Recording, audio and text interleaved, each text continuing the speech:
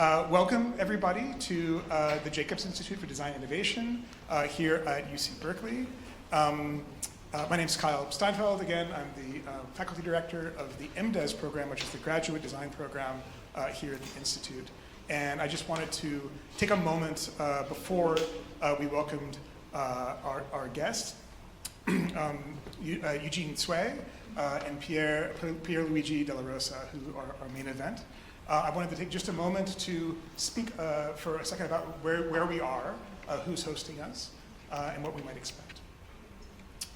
So the Jacobs Institute is one of the centers of gravity for design here on Berkeley campus.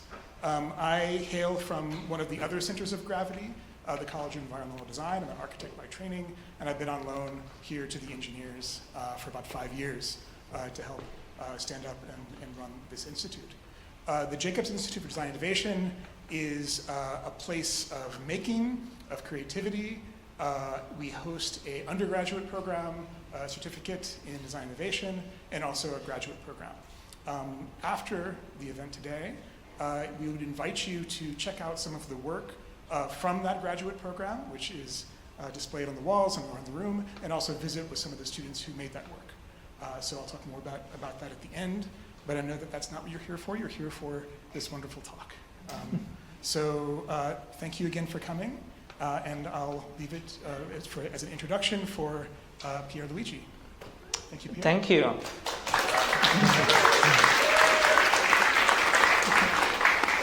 Thank you, everyone. And before I start to talk with Eugene, I'm going to give you 3 minutes to tell you a little bit more why I'm here.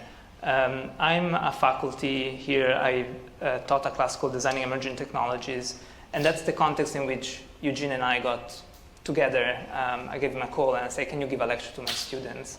And the reason why I did that is rooted, and I'm going to tell you a personal story. When I was a teenager, I was really fascinated. I discovered this idea that is, who is really inventing the future? I read this book called 28,000 Leagues Under the Sea by Jules Verne, and it talks about this submarine and underwater adventures, and then 12 years later, a guy named Mr. Holland invents the submarine. And it was struck me as like, who is the real inventor? Is like the person that talks about it, that creates narratives about that, or is, the engineer that go and builds the submarine? And so that idea kind of stuck with me, and I think I cherish people that give us different images of the future. And I want to do an experiment with everyone. If I say the year 2050, can you come up with an image? Like, what's that image in your mind? And if we close our eyes and we think about 2050, do we have an image of that? And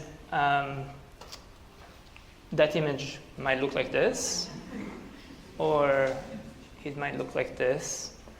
And I feel like as the people that we try to educate here at Jacobs, they are going to be the builder of tomorrow. And one of the things that we try to train them is to make sure that you know which future you are emulating. So when you get a problem, and myself and the co-teacher, see one here, Brian, with which we are teaching this class, we are trying to make the students understand when they have a problem and they execute it, the context in which they execute it might be set by some images that are coming from Hollywood, from other sources.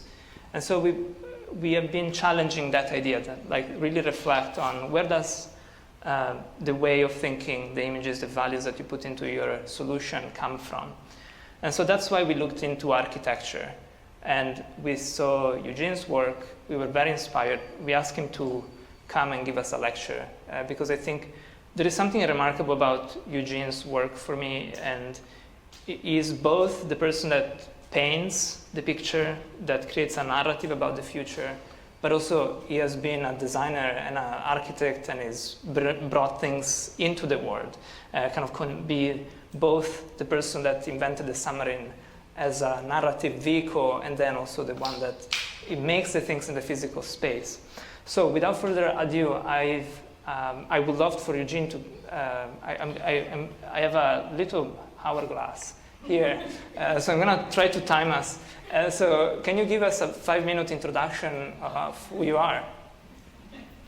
I think you'd best describe me as an interdisciplinary practitioner, that I'm interested in many things.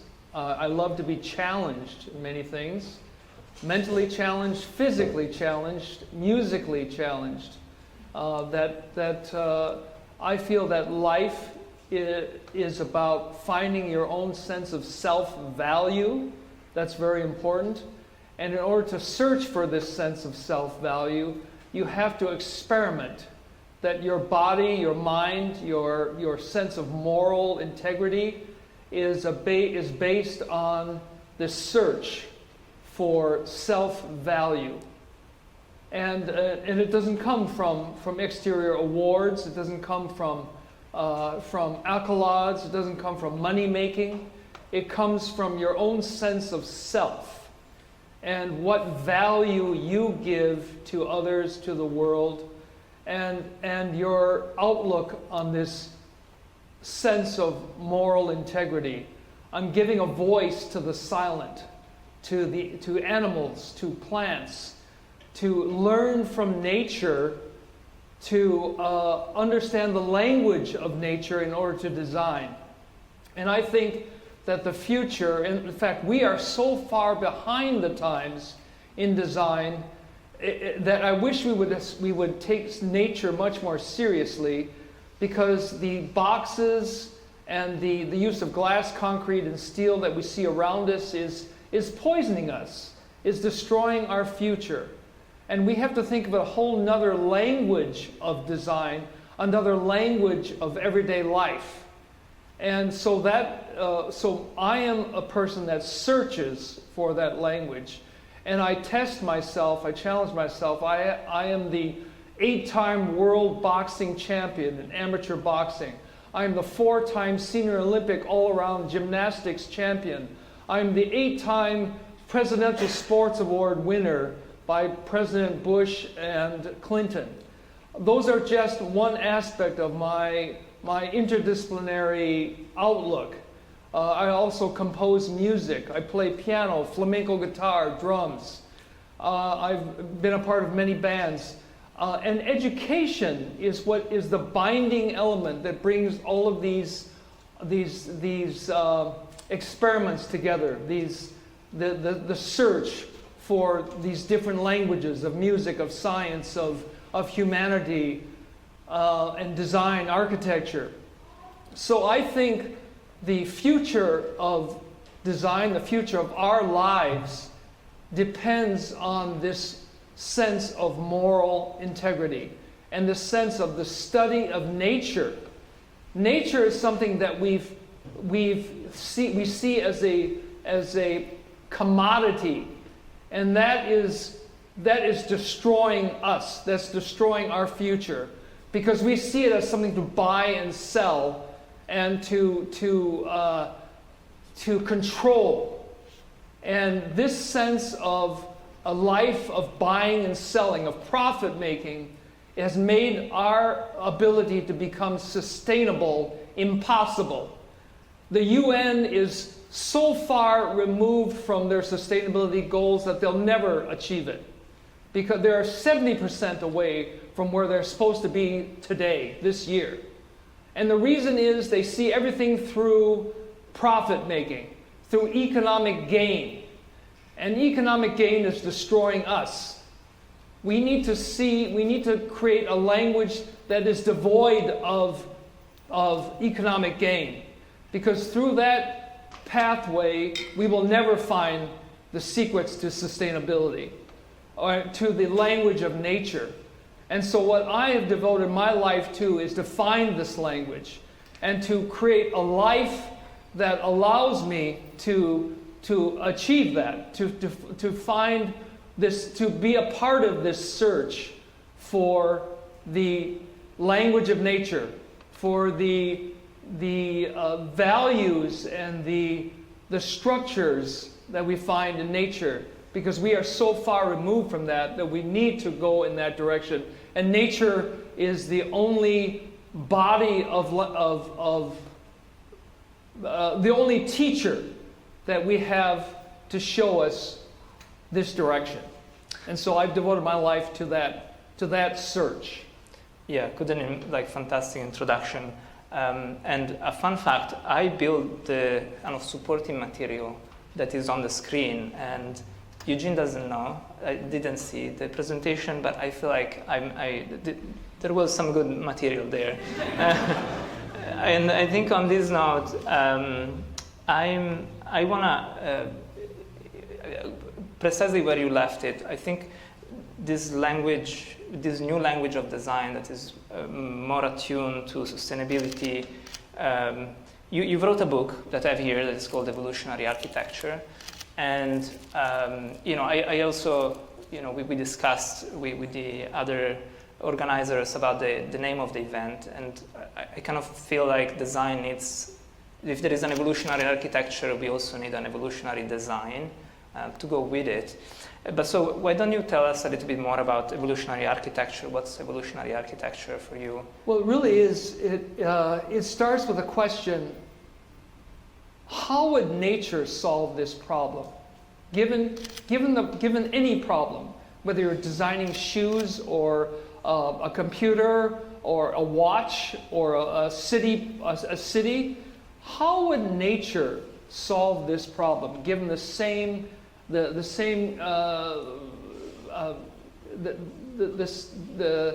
same requirements. So that's the beginning question, and to find the answer to that, you have to know something about nature, and that requires a lot of research, a lot of experimentation. And it's really unfortunate that we look to nature as a thing, as an artistic inspiration.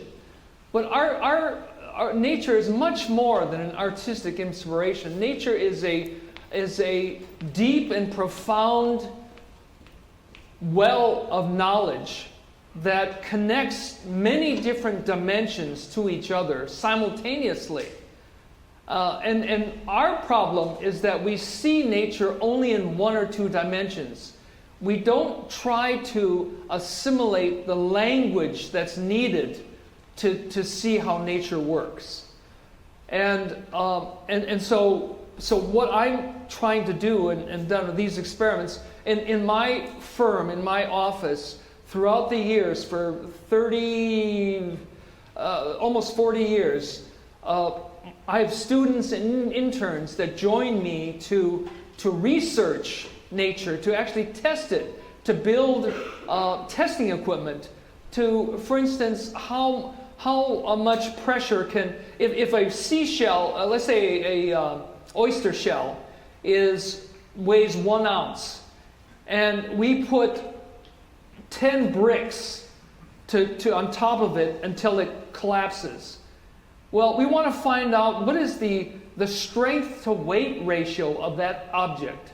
How much weight given it's 1 ounce, how much weight can it resist being 1 ounce? And we found that it can resist up to let's say 1,000 times its own weight. Well, if you put that into our world, how many of our buildings, or how many of our, whatever we produce, cars, trucks, boats, how many of those things could resist 1,000 times its own weight? This building may weigh, let's say, 10 million pounds. Well, could it resist 10 million pounds of pressure on it? No, probably not. Not even 1 time its own weight. It would just be crushed. So how is it that nature can create things that, and how can we learn from nature to create similar efficiency, this strength to weight ratio? Architects don't even think about it. Do you ever hear that, those of you in architecture school, do you ever hear about strength to weight ratio? No, we don't care. We just design buildings. We don't care how much it weighs. We don't worry about the kinds of disaster forces that it might have. Well, we should be worrying about it because 300,000 people a year are crushed by buildings or fires or natural disasters. So we should be asking this question, and we're not. We don't care. We only care about how it looks and how and following the trends and the historical looks of a building. Though that isn't good enough, because we're dying. And every year, hundreds of thousands of people die because of our foolishness. Because all we care is to imitate what's already been here. But nature is showing us that no, you can't do that or else you'll die. And the way these buildings are run, the heating, ventilation, air conditioning systems, are extremely toxic. This building probably produces enough in its full capacity of heating, ventilation, and air conditioning, probably produces enough, I would say, enough toxic pollution to run, to be equivalent to about 500 cars driving a day, 24 hours. That's huge. But do we care? No, we just see this nice steel building with glass that we can, we can design things in. We don't see the consequences of our designs, the consequences of our decisions. That's what we need to learn, that every decision we make has a consequence, and that consequence is deadly. So we've got to create a new language of restoration, of that mimics the same kind of strength-to-weight ratios that nature has. And if we don't do that, we will die, because our buildings will collapse. And you know now that fires are increasing. Parts of Canada are on fire. Parts of our own states have been on fire for a long time. And they're increasing in intensity, increasing in frequency. So what do? Do we learn this in architecture school? No. Why? Because they don't care. Teachers don't care about it. They only care about mimicking the trends of today. And that, we need to question that. You need to take a stand against your professors, like I did when I was expelled from the university. And or when my work was taken down by professors at UC Berkeley. I wasn't expelled from UC Berkeley. I survived that. But when I graduated, I had an exhibition of my work, and it was 3 professors wanted it taken down immediately. We don't want our students to see this kind of work. Well, why? Because it's different, and it looks like nature. Well, what's wrong with that? Because nature is our teacher. Oh, no, nature's not our teacher. We're better than nature. The kind of arrogance that goes on in our world is really terrifying. And so I'm a person that takes a stand against that, because we are moving in the wrong direction by thinking we're the kings of nature. We are the lords of the earth. No, we're not, and we're gonna be crushed to death, or burn in fires, or drown from sea level rise, thinking that we are the lords of the earth. We need to become the students of the greatest teacher we'll ever know, which is nature. And so, when is that time going to come? I have committed my life to be that student, and I help other students do the same. Yes, go ahead. Can I ask you? I think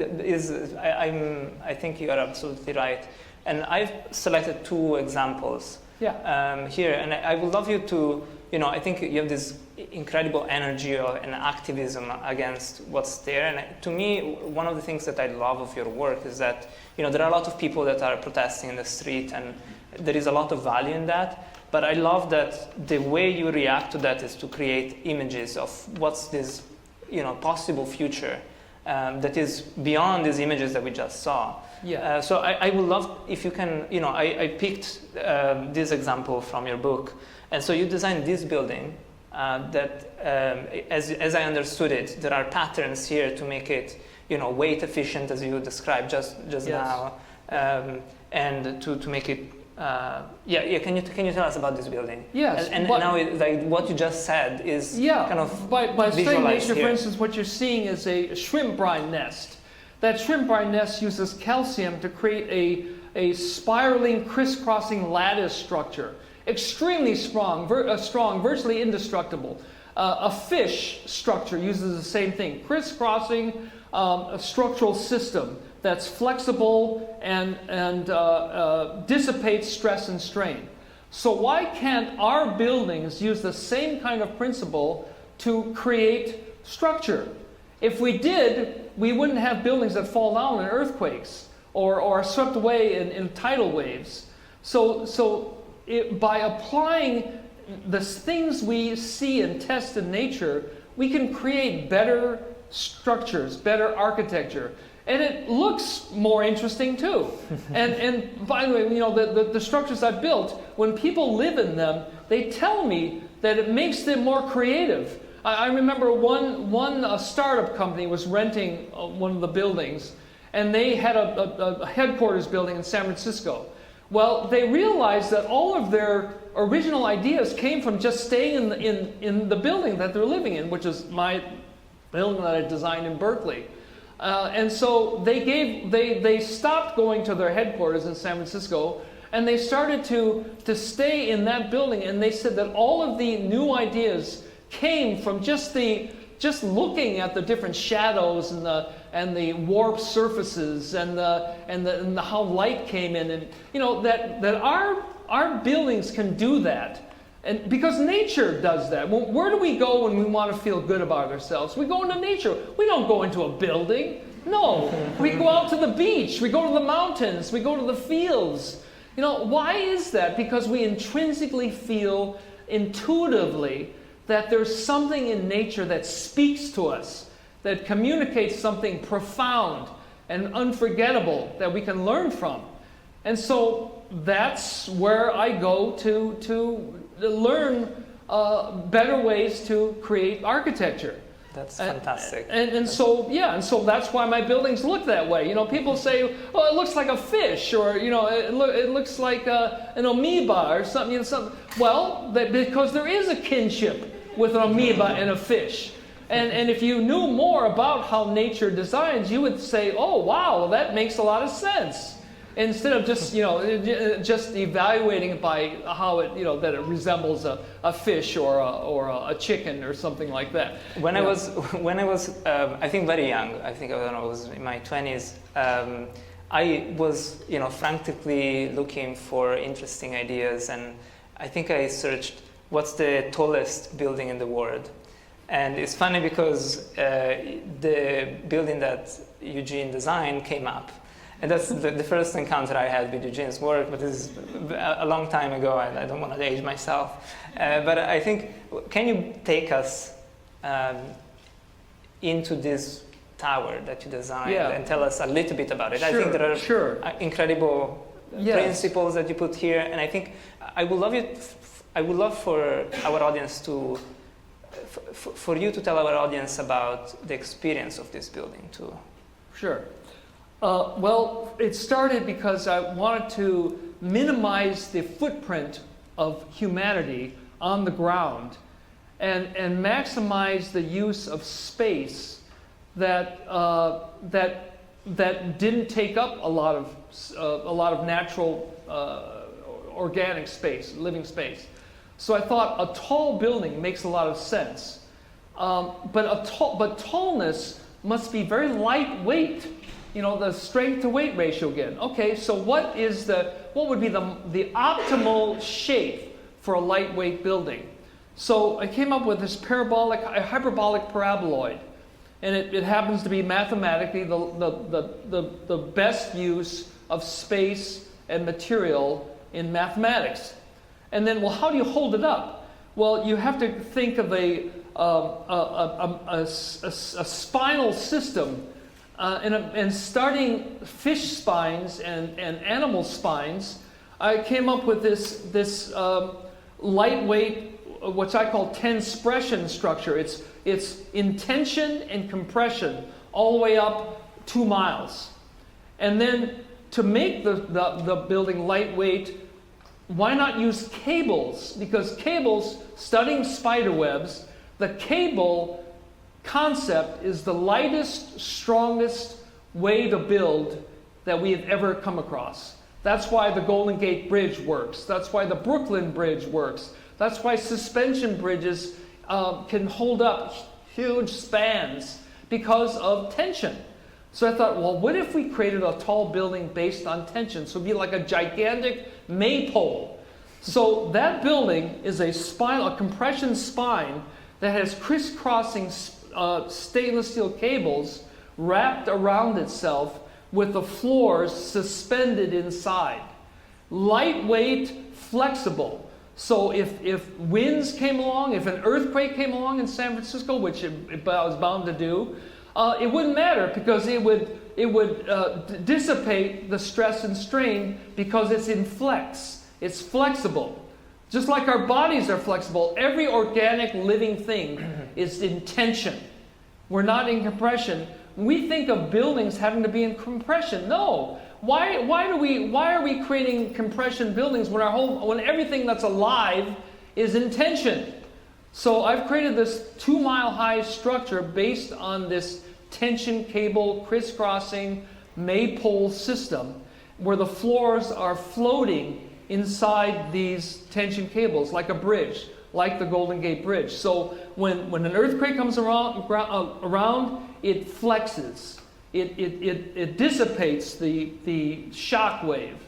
And so, we should be thinking along these lines because nature is showing us the way. But no, we say we're the lords of the earth and therefore we have to make these gigantic steel and concrete heavy structures. And what do? They break apart in earthquake forces. And they've done that all over the world. I had an intern from Pakistan whose next door neighbor's apartment building was the people in it were crushed because of the earthquake. This is back in the early 2000s. So why aren't we learning the lessons? All of these buildings that we've designed through every decade since the turn of the century, they're all breaking apart. So how come we're not learning the lessons to not have them break apart? So this design was an application of the lessons I learned from the study of nature. And so I feel that building will not. You can think, well, how can 2 miles high? It's impossible. Well, nature does a lot of things that are impossible, and they're possible. Think about a normal cloud is 1 million pounds of water. 1 million pounds. Okay, so if somebody came to you and said, I can make 1 million pounds float in the air. That's impossible. Are you, I think you need to go get your head examined, whatever. But we see it every day. Miracles are happening around us every day. Millions of pounds of water are floating in the sky. So how is that happening? So, we can create these miracles if we would just learn the language, the thoughts behind nature. We can make the impossible possible. And that's the beauty of this, and we're missing out on all of that. Thank you, Eugene. Yeah, Fantastic. And so that 2-mile-high building is taking the same kinds of principles and making something that people think is impossible possible. Fantastic. I'm so inspired, I think. Anyway, we need more of that. I think for the next piece, I wanna kind of change gears. I think we have seen a little bit of your work. We talked about evolutionary architecture that is super important. Just to note, I want to make a note on what you're going to see next. So I spent the last 2-3 weeks messaging back and forth with Stanley Leung, that is the director and cinematographer that is basically shadowing you for the last 2 years, 1 year, I don't know. Almost 2 years. Almost 2 years. And, I asked him, can you give me some footage that I would like to share as a background as we speak? And so the images that you're going to see now, there is a little bit of video, and I think there is a lot more video coming up, is parts of this new documentary that is making about you. And we'll talk more about it later. So anyway, the images that you're going to see now are part of this documentary, and these are unedited. So just sometimes you send me 2 hours. Can you send me a piece of video where Eugene is drawing? And it's yeah, here, 2 hours of video. Anyways, so then the next question I have for you, we are all designers and, we are nerds about process. And I was thinking, I kind of dying to ask Eugene about this process. And I'm really curious about when a problem comes to you. Like someone asks, I want to build a building. This is my piece of land, or like whatever the intervention is on the land. What's your process? How do you get to know that, here I should apply, the principle of, the Bernoulli effect, or I should, look at a shrimp structure. Yeah. Does it come because you have all this body of research? Yeah. Do you experiment? How do you experiment? So I would love, let's keep it short. Yeah. Okay. Yeah. So the first thing I do, if someone comes to me and says, would like a building to be built here, first thing I asked was, let's look at nature created structures here to begin with, because nature's been here for 4.5 billion years. So what has nature done? So I study the insects, the birds, the animals, their habitats, plant life. There's a reason for those animals and insects and birds to be there. And so I'm getting cues about the nests I find, about the oak galls that are growing on trees, about the coyotes that may have dens or nearby. And so I'm asking nature, show me what you did with this site, and maybe that will give me some ideas. So I always start there. I always look at the site and look at all of the creatures that have been there for maybe billions of years, and how and why did they create what they did. So then I get these cues as to what I could do, because I'm learning from these creatures, and that's the beginning. And then I ask, okay, what about the winds, the rains, the snow maybe, or what are the climatic conditions of this? And so all of these things start to form these limitations, and so slowly a three-dimensional possibility comes out of that. Wonderful. And that's how I begin. Yeah, fantastic. And I think one thing that I love that process, and kind of as a next step, I know that your craft is also a lot of you challenge yourself in drawing, in a lot of you still render by hand. Yes, by hand. Yeah, I'm really fascinated. That's why also I put behind us there is a video of you drawing in your studio. Yes, I see it. Yes. I think so. Yes, because I am very convinced that design is a sensual thing. It's a sentient process. And when we start to use computers and we don't feel anything but the plastic on these screens and the computers, that is robbing us of this sentient cues that we get from moving pencil on paper. And so I refuse to be a part of that mentality.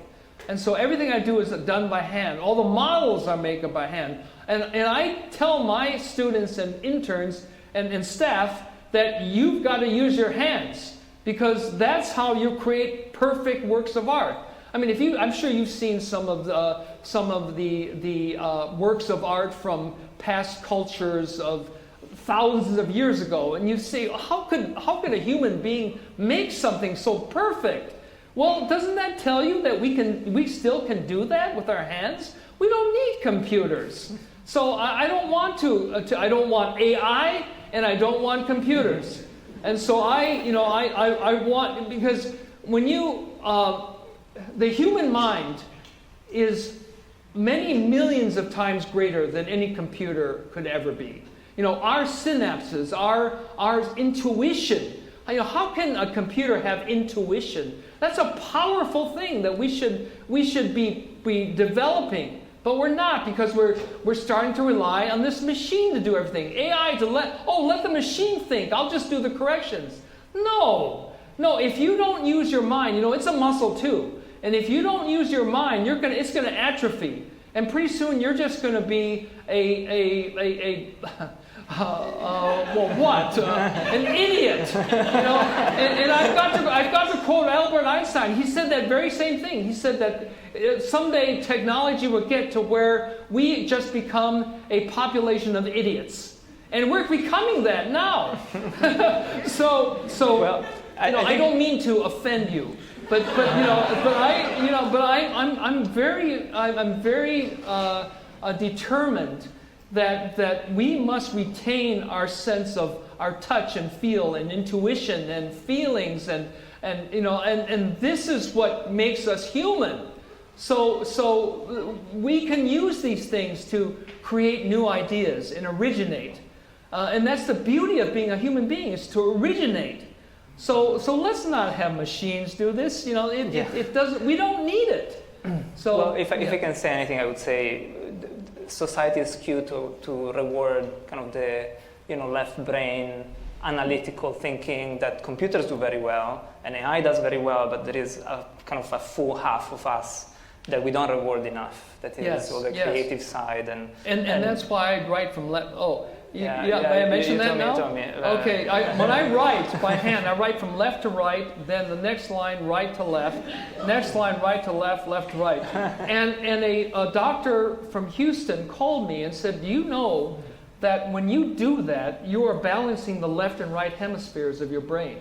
Because when we write left to right, left to right, left to right, that only promotes our analytical sequential abilities. When we write from right to left, we have to space each word ahead of time. We have to estimate it, and that stimulates our spatial, intuitive aspects of our minds. So when you do both, you are balancing your left and right hemispheres. I didn't think of it until the Houston doctor called. I did it because I was watching an architect I was working with, Bruce Goff, who's the historical master of architecture, and I was watching how his eyes were moving because I was apprenticing with him for 6 years. And I said, you know what? I'm an athlete, and I know that when you do jerky motions, you get tired really fast. And I thought, what if we change the way we write so that there is no jerky motion? So it's one continuous fluid design or motion. And that's when I started to write that way. And I've never stopped ever since. And now when the New York Museum of Modern Art had an exhibition which I participated in, and when they had their magazine called The Art Papers, and I told them this, the curator said, I want you to write this article just like that by hand.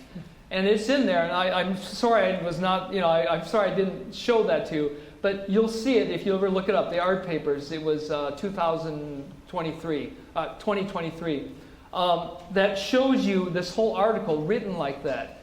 And try it. When I was working with architects, and in school, I did the same thing. Oh, you should have seen some of the professors. They hated that. They said, I'm kicking you right out of class because, you've got to write. How do you expect anybody to read your stuff? But some other professors said, hey, I kind of enjoy that. That's pretty cool. So it all depends on your outlook. But I did it because it made sense.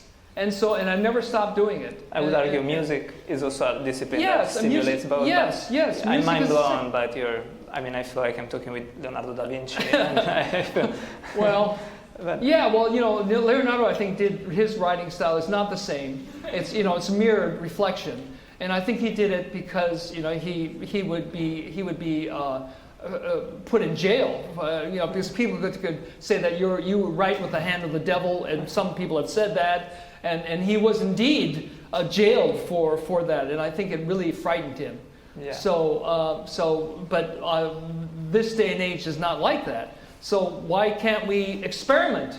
And we should. We should experiment with these kinds of ideas. Every idea you have, who cares? It doesn't matter that what other people say and criticize you. Please, it doesn't matter how old or young you are. Don't let your life be limited by other people criticizing you. By you being so being concerned about offending others. Oh, I hate that concept. Offending others. We would never have the great works of music and architecture and even athletics if people were so worried about offending each other. I like to use the example of Dick Fosbury. Anybody know who Dick Fosbury is? He was the man who was the first man to go over the high jump backwards. Now, I'm sure everybody in this room doesn't see anybody going over the high bar, anything else but backwards. But in 1968, in Mexico City, he went over backwards for the first time in history, and the judges couldn't judge it. They didn't know how to judge it. So 20 minutes later, they finally said, okay, he did go over, and that, after all, is the goal. And so he won the gold medal. And he did that because he was not a very good high jumper. So he invented this new, astounding, radical way to go over the bar. And now everybody, doesn't even think about how it began. So, so we've got to think this way. In order for us to evolve, and you say evolutionary architecture, evolutionary thinking, that's an example of evolutionary thinking. To dare to be different, to dare to try new things. How are we going to evolve as human beings if we don't dare? So we have to be the kind of person that does that. And you have to not be so offended, not be so concerned about offending others. And being afraid about what others judge you or criticize you to be. Thank you, Eugene. Yes. This is great. Thank you. I think the next piece. Yes. I'm so excited. I think this is the centerpiece of the night. Okay. We are going to take a virtual tour of, I think, your most famous and celebrated building. That is the Will and Florence Tssui residence here in Berkeley. And there is quite some footage here. This took a lot of back and forth between me and Stanley. It's like, oh, give me this piece. Oh, do you have a piece of, area of footage? Yeah. So we are going to start.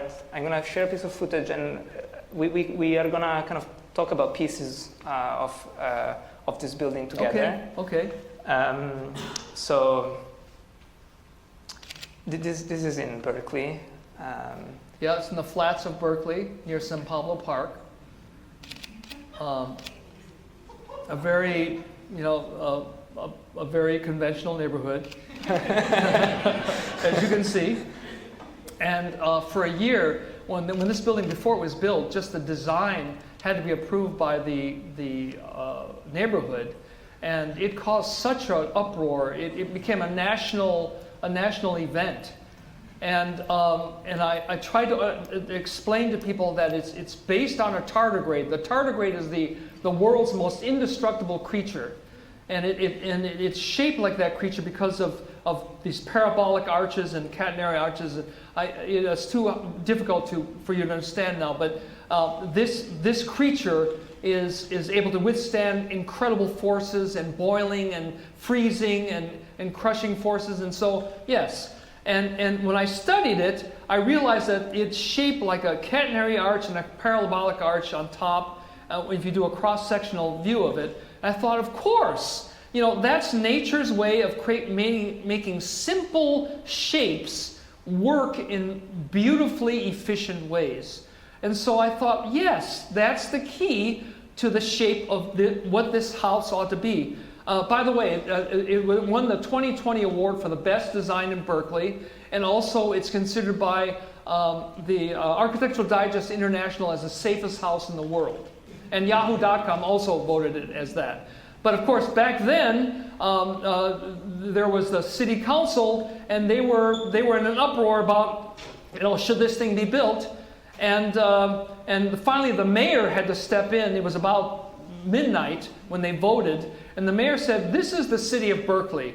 We are renowned for being innovators, and I want you all to remember that our history comes from the freedom of speech movement, from women's lib, from doing things that others dared not to speak out against.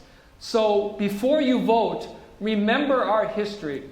And I am so glad that mayor, Lonnie Hancock was the mayor. And I'm so happy that she showed up that night, because it was a vote of 5-3 in favor of. And so, and one of the voters was an architect, and he said that and I was very honored, and he said that this house will create a revolution. It's a pioneering design that'll create a revolution in architecture, but he was wrong, because it didn't. Because there are no other buildings like that since, and it's 36 years later. So anyway, so the history of that house came from that study of nature and how to apply it. It's using very simple materials like at the time styrofoam blocks that were reinforced with concrete and steel, and then the upper part was wood, was stretched thin wood in layers.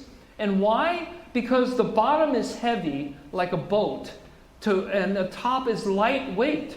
So in an earthquake, when the earth is shaking, the strength to weight ratio is very lightweight, because the strongest part is the base, and the lightest, airy, tensile part is the upper part.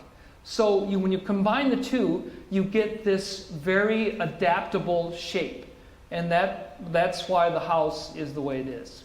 I'm dying to ask you about. And that is the house that I told you that the startup company lived in, and they said that all of their great original ideas came from living in that house, and they created a startup company that does digital tours of famous landmarks around the world, like the Notre Dame Cathedral or the Seattle Space Needle, or That's fantastic. So those ideas came from living there. We're not done yet with this house. Oh, okay, we have Okay. quite a bit about this house. Sure. So I would love, I've read something about. I read the, you have many things that you have written, but you were in this exhibition in MoMA called Emerging Ecologies, and one thing that the curator probably wrote about you was that you criticize the buildings that are built today to not being cognizant of the context. And what I would love for you to, this is a kind of front, is a top. That's the top, yeah. Is a top view of the building. And I think one of the things that I heard you talk about this building is how the aerodynamic is considered. Right, it's like we have westerly winds almost daily in the bay, and so the shape is designed to not just to create flow, and also the corrugated top is designed as well to have aerodynamic qualities. Yes, that's all. It's designed like an oval for aerodynamics, so that air coming from the coast going east-west, west-east, goes into the building, and the building has a hallway that's narrow on the first floor, so that it creates the Venturi effect. The wind comes through, and it's sped up inside. It accelerates because of this Venturi effect, and it goes out the back door. So this building becomes a passive air conditioning system where the wind comes through, and then there's a 30-foot high rotunda area in the center. And as the air comes through, it expands inside, goes through all the spaces, and continues out the back door. So the dynamics of air movement is a part of how the building works. It's passive. It does have a backup it has a backup heating system, radiant heating, recycled hot water. That's most of the time not needed during the winter time, because the house is extremely insulated. That the block system, the styrofoam block is 16 inches in width, and that's a huge insulating factor in the house. So even in the coldest winters, it stays relatively warm. Should we go inside? You have talked a little bit about it, but should we go in? Sure, go inside. Yeah, go inside. Let's see that. Actually, before I had this slide that. So that's a slide of of this Oculus. Yeah, the Oculus windows. Window, and an insect that creates its own nest by blowing bubbles out of its stomach, letting the bubbles dry. And that becomes its habitat. So that kind of nature evolutionary process is a part of this house as well, because of its shaping. And you see the fins on that south-facing window. Those fins help to stir up the air that's moving there from the coast, and during the rains, the winds help to blow the raindrops away from the viewing window. That's incredible. So these are the kinds of things that go on in the house. All right, let's go inside. Design. Yeah. I'm wearing that silver suit because silver is the optimal color for ecology. It's the optimal color for maximum insulation and minimum reflection to the ozone layer. Incredible. So I was wearing that jacket that day to show that. And the house, you see those cables, the cables there, those hold up the spiral ramp inside the house so that in an earthquake, just in case, the ramp is floating on those cables. And why the ramp? Because my mother is a physical therapist, and she said that someday we will have difficulty walking. And so we don't want to negotiate stairs, so can you do something about that? So I turned everything into a ramp. And my only regret is that we couldn't do a basement so that we'd have a 2-story ramp, because I think that would be incredible just to look at. But they couldn't afford it at the time, and that's all right. And so I'm here walking up the suspended spiral ramp and looking at the various. There's a artistic bas relief on the walls that also have embedded alcoves for lights to show dishes and works of art in the walls. One thing I'm really jealous of your work is that I feel like you're a total designer. You design everything. You're not just, designing the building, but like all the cabinetry and the furniture. Yes. And yes. That's why I chose this. You think, well, where do you find these people? You have to look. That's one of the more difficult aspects of working like this is you have to find the people that can make it. But once word is out, they come to you. They give you a call. They say, for instance, the cabinetry. It was a boat maker that called and said, I do cabinetry for boats, for sailboats. And I hear that you're looking for someone that can do curvilinear design work. Well, that's what I do. And so he did that. He did the cabinetry for it. Amazing. And so, people start to hear this need. And they call you. So once the word gets out, you find the right people. There are so many amazing things in this house, and the last thing I want to show about it is this. There's the passive, but I call it the nostril windows. The nostril windows. Because they breathe. You open up these screen cylinders, and air flows in, so that you can manually control the amount of fresh air or cold air that comes in the house. And yet the light comes in, but the mosquitoes and flies don't come in because it's a screen. So you have this air without the insects. There is so much in this house. It's incredible. And the thing is, though, I always try to find the simplest solution. I think a lot of people like to make complicated things. Create a complicated answer to things. I try to find the simplest possible way to find a solution. Because I think that's how nature works.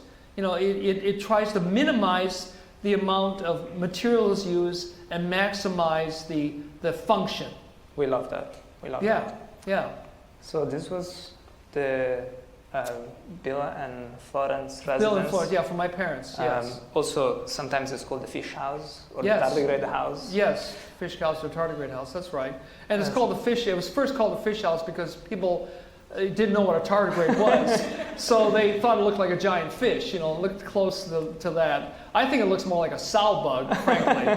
but the fish house name caught on. And in fact, if you Google it, you can find the house. It's called the Fish House.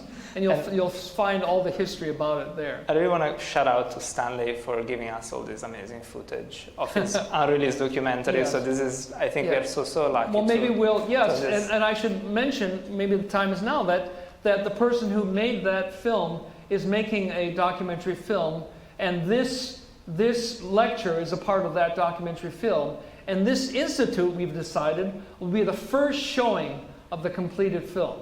So when the time comes, you will be able to see, or maybe at least the back of your heads, we'll be able to see the film, because that would be a wonderful thank you for the institute to allow this to happen. Yes. Well, we're not done yet. Okay, all right. Yes. Good. I have a cheesy animation here that brings us to the other side of the bay. Oh, yes. And I want to talk, I mean, this is the kind of the last chunk of the presentation. We're not going to keep you that long. No, I love it. Yeah. I want to talk a little bit. You build a foundation that is called Telos. Yes. And I want you to talk a little bit about Telos. And this is the site of this idea, I think, yes. That you had of creating kind of a park for what you just described, for for people to get curious and to kind of an educational center and entertainment center. And I don't know, I have some images of the site, so that it's very unassuming site nested between the highway everybody's been there. And the railway. I'm sure everyone's passed it. There's this. It's in Brisbane. The site, when you go to the San Francisco airport. From here, you pass by this site that's empty, and it's just hills of grass because it's being bioremediated, and it's been bioremediated since 1990, and it's going to be bioremediated probably for another 10 to 20 years. And that's the site that I had designed, the world's first interdisciplinary participatory park. That really was a showcase for the world's most innovative ideas that were restorative, so restorative technology, and that people could experience this kind of health and fitness and technology, lifestyle, and lifestyle showcase. And so this 910 acres was bought by a Taiwanese billionaire named Y.H. Chen. And we worked together, and he met me here, and he liked the ideas. And he said, okay, let's do it. So we started to create this world's first interdisciplinary park, a playground for people from all over the world to come and learn about nature, learn about restorative technologies. There was a whole fleet of submarines for going underwater in the San Francisco Bay so we could see all of the life underneath and go through the Golden Gate Bridge out into the Pacific Ocean. It was all about learning from nature. And we were doing it, and there were buildings like that you see on the right there that was like a corkscrew. So it started as a lower building, and as this roof turned on this pylon that was like a giant screw, it turned and enlarged itself with these hinged glass and metal expanding, contracting, what would you call it? What's the word? Scissor-like structures. And so what I wanted to show is that buildings could move, that we could make them expand and contract according to our needs. So when you have a smaller exhibition, the building compresses. When you have a large exhibition, it opens up and expands. So buildings can become adaptable. And this was some of the interior designs from that. So it was a showcase to show that what would happen if architecture could become alive like nature, that it could adapt to our different functions. It could help us to create energy from the secrets of nature. For instance, the electric eel was utilized as one of the samples. The electric eel can generate 600 volts of energy instantaneously, enough to kill a horse in 1 second.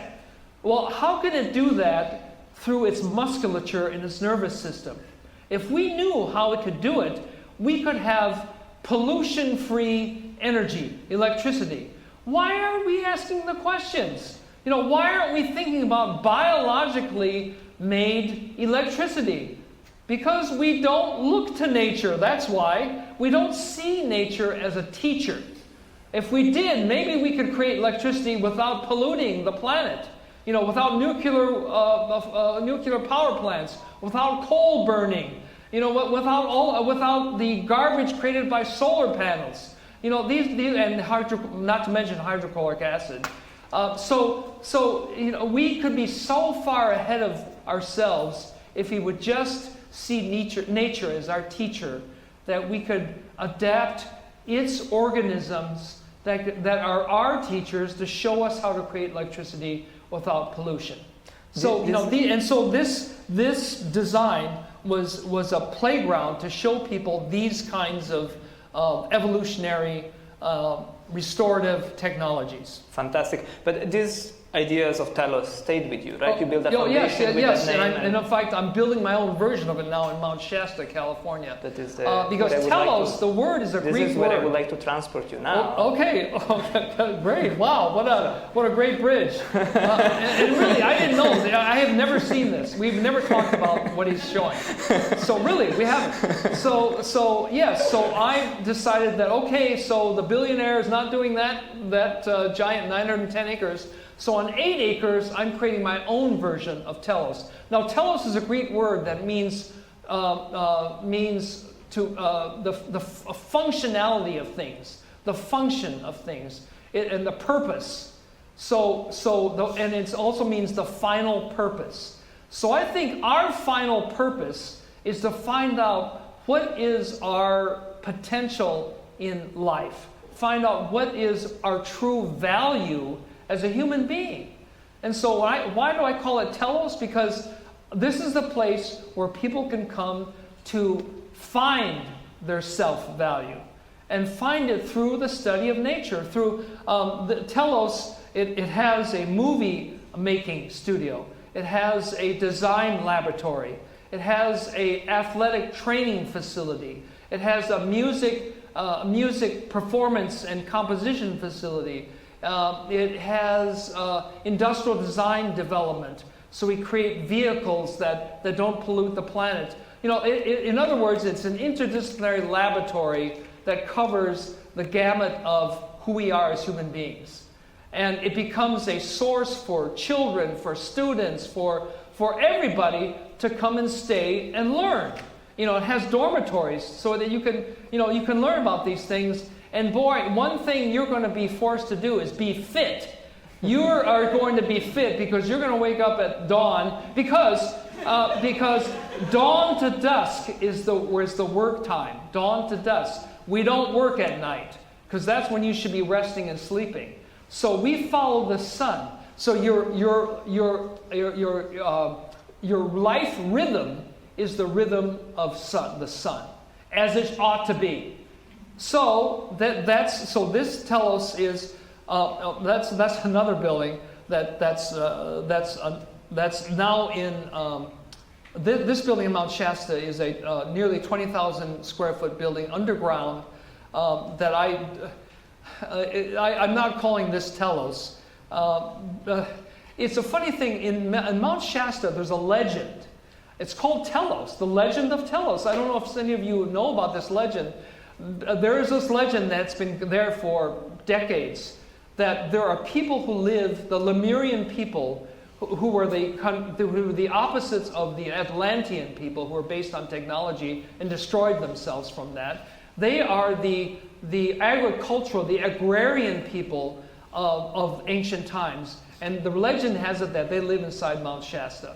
And the legend also says that at the turn of the millennium, there will come a person that will create a facility that will attract those nature-based people to come out. And I asked the authors of this book, of these three books, could I possibly be that fellow? And they said, you could very well be that guy. Don't ask me what. And get this, my PhD thesis here at UC Berkeley was called Telos, the interdisciplinary facility. And so all of these coincidences are just too strange to to explain. So anyways, that's where this idea came from, and it came mainly from the name telos, which is a Greek name for purposefulness, for the final purpose, and all of us should be here, alive, to find out what is our purpose. Why are we here? What is our real self-value and purpose for being alive? And I think that if anything has meaning and purpose, then that is it. That if our education, if we're to be educated, the purpose of that education ought to be to answer that question. Eugene, fantastic. I'm super inspired. And I cannot wait to visit your 8 acres version of Telos. I'll invite everybody. And you can stay there too and see how it all works. Because, wouldn't it be very interesting too if we could create such a interdisciplinary experimental class that tried to think in this multidimensional way? Wouldn't that be? Well, let's try that. Let's create a class that does that. Yeah, absolutely. Yeah, because that would be that that we could then touch upon what it would be like to think as nature thinks. Because after all, what better could we do? Because nature has proven to us it survived for 4.5 billion years. So don't you think it has some answers that we should learn about? I once calculated, in 1 year, if we put 4.5 billion years into 1 year, how much time our time as human species, which is about somewhere around 5 million years, how much time is that actually in 1 year? And I calculated that it's about an hour and a half. So we have an hour and a half of knowledge where nature has a whole year's head start from us. Don't you think that nature has some ideas and knowledge that we should learn from? Yes. Well, when are we going to start? What a great message to close. I think we are at time. But before I thank Eugene, I would love to. Can we have some time to open it up to questions? So before we do that, before I thank you and before we do some Q&As, I want to show a little bit of the work that you inspired. This is a little bit of the work that the students have done. But before that, myself and the co-teachers of the class, we rooted the class in around 6 values. I call it, 6 principles of sustainable computing that I co-wrote with my life partner and thought partner Zaza, with which we try to bring. Computing is the medium where as interaction designer, our one mission is to be architects of the digital world. That's how I got introduced to the world of technology. And I think we have a lot of responsibility to be architects of that world, knowing about, what are the things that we can influence. And I think these are the principles that I think are very important to me. And to me, they resonate with what Eugene said. I'm going to read them very quickly. We want to elevate the human condition, think about where technology, belittles us, and there are many examples of that. I'm not going to go into details. We are at time.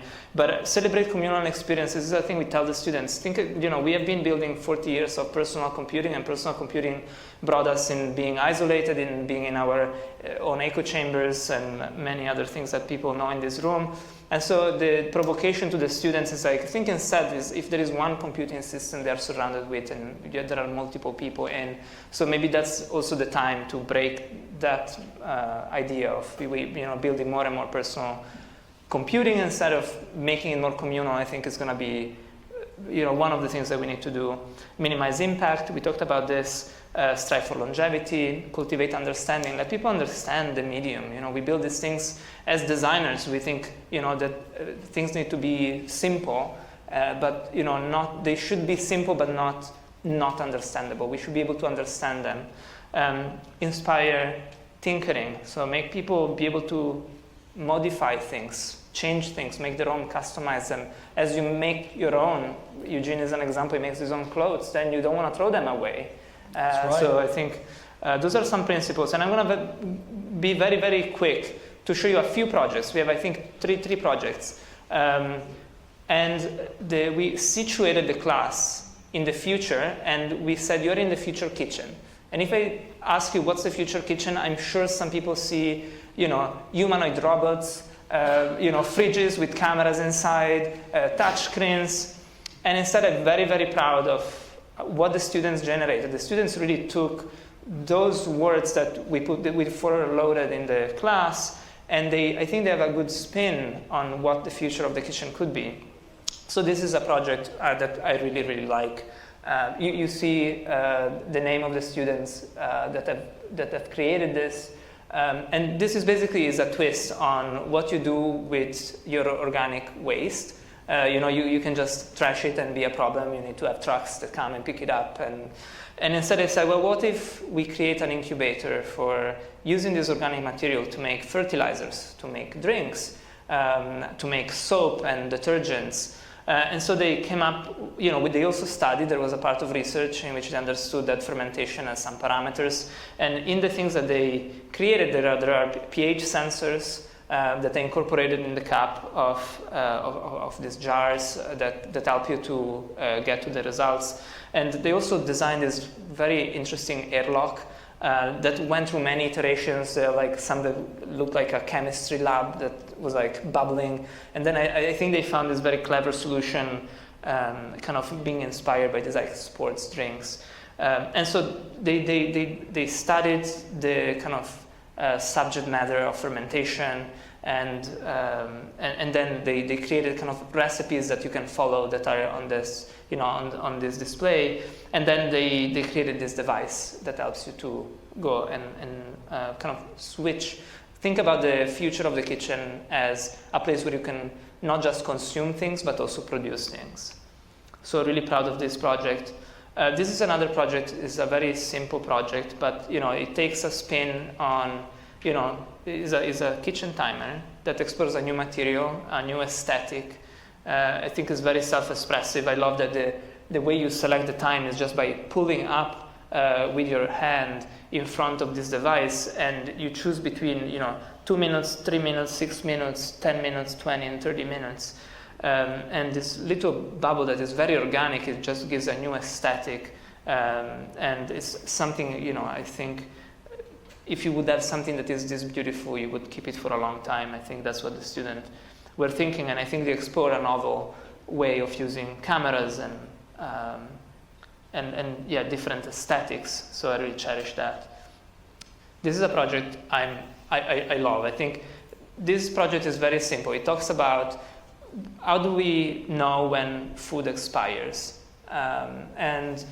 if you are in the mindset of today, you will say, I'm going to put a camera and I'm going to track every time I open the fridge and I put something in it and make it very complex. And instead, the students really did an amazing job in simplifying and created these silicone lids that have these little inserts that have a certain amount of this material that is reacting to humidity over time. So, different tops reacts differently, and so as you put it in your fridge and you open, which things are about to expire. This is a project that basically lasts forever because you can put it in the microwave and you restore it, and it comes back. Lastly, and these are some stills of this project, that I really like. This is the last project I'm going to share.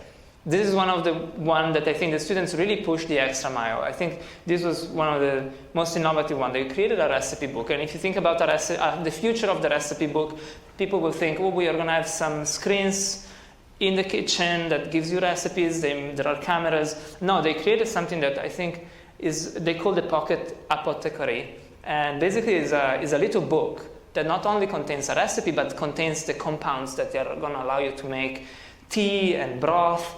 And you just take it out and you tear it apart and you brew it in water, and you have a series of products. I think we have a slide. Poultice, tea, inhalation. And the thing that I love of this project is that the project turn the lab, that is usually is a dry lab. People cut wood, and the wettest thing is like the thing in the 3D printer that is melted. And instead the lab all of a sudden was full of food processors, blenders, ovens. And so they went to study, how do you make this compound that you can fully eat? You can take it apart and you brew it, and then it's ready. You can eat it. So this is some stills from how the lab worked, like our lab downstairs looked like, that I think is really innovative, and yeah, I love this project. So that's the last slide. I wanna thank Eugene for being with us. You've been a source of inspiration for me for many years since I learned about the Ultima Tower, and when I met you was even greater. And yeah, thank you for being here. Follow Eugene. Eugene has incredible events and he posts incredible content. There is his handle here. I'm Pierluigi Dalla Rosa. I've been your host tonight. Thank you MDes and Jakob Institute for Design Innovation to hosting us. And I think we have some time for questions. Yes, absolutely. So I would say let's do a big applause for Eugene, and then we go for some questions. Thank you. Thank you. Thank you. Thank you, Eugene.